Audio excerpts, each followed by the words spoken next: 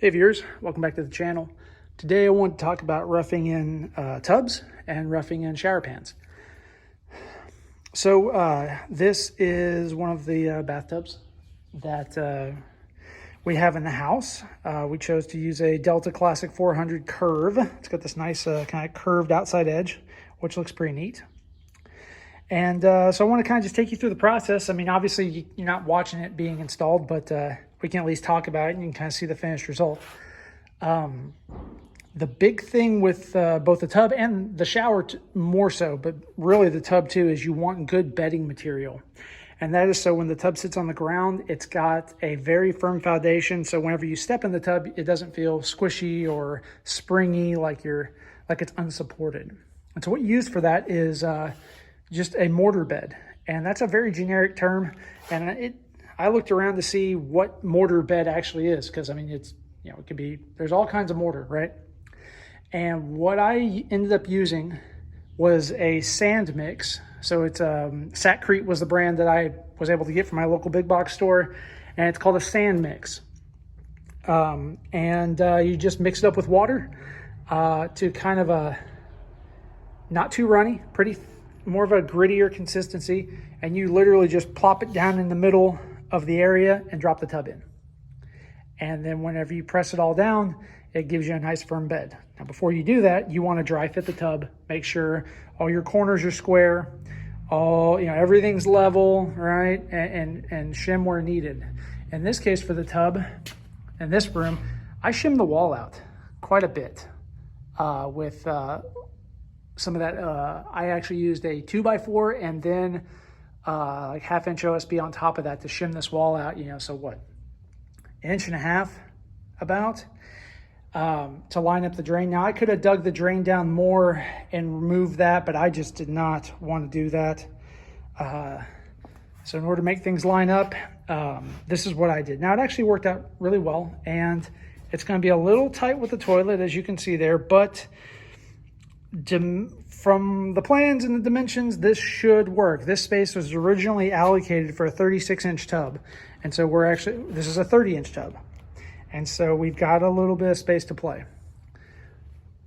So once you dry fit your tub and have it all where you want it, right? You put down your mortar bed, you drop your tub in, and then you go around and you shim and attach it to your studs.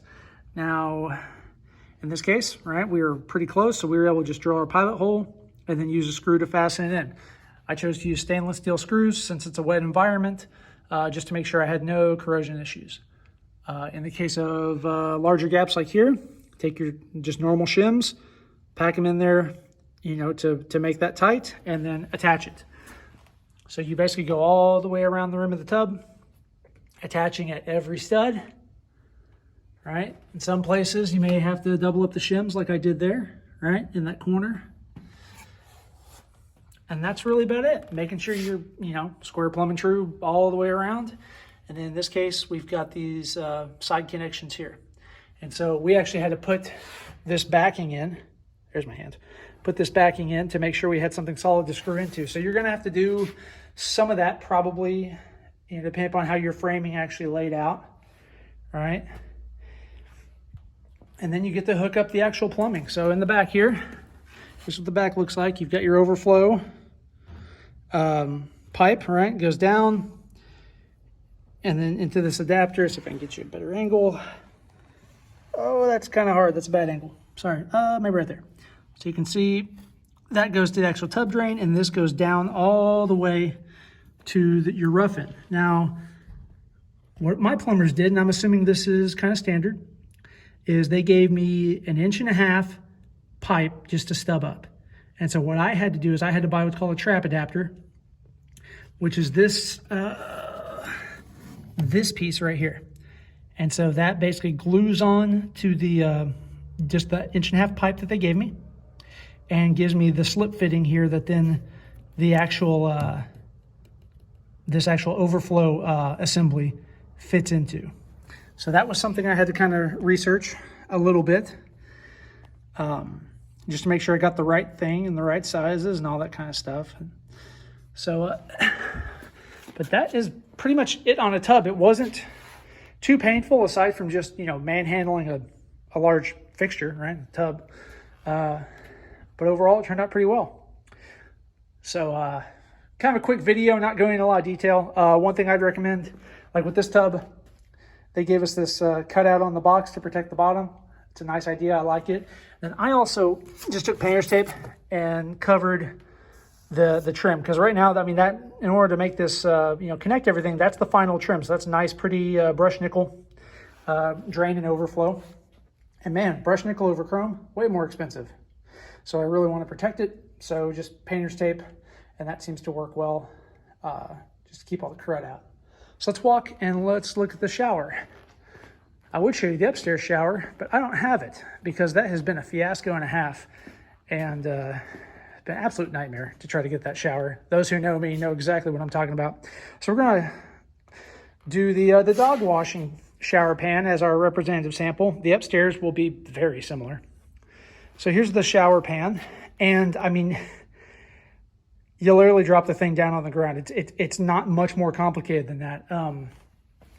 So in the rough end phase, you'll get a 2-inch just pipe stub up.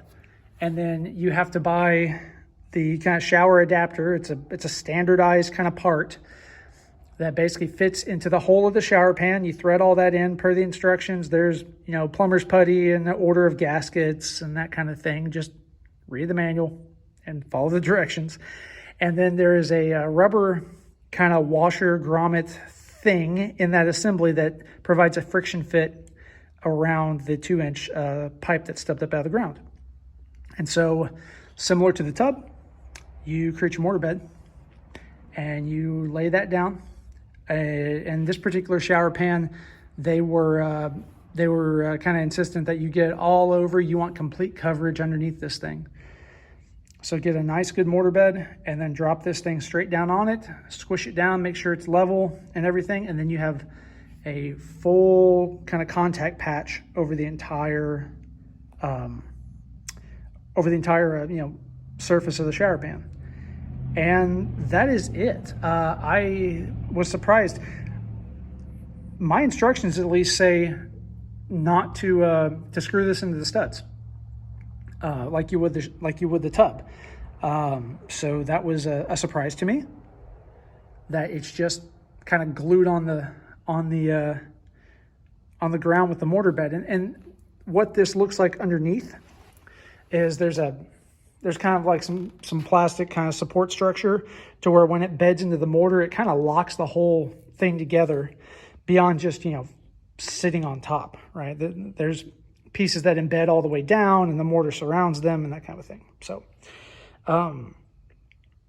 yeah, not screwing it to the studs. That was a surprise to me. Maybe I'm wrong. Maybe even though directions didn't say that, I really should.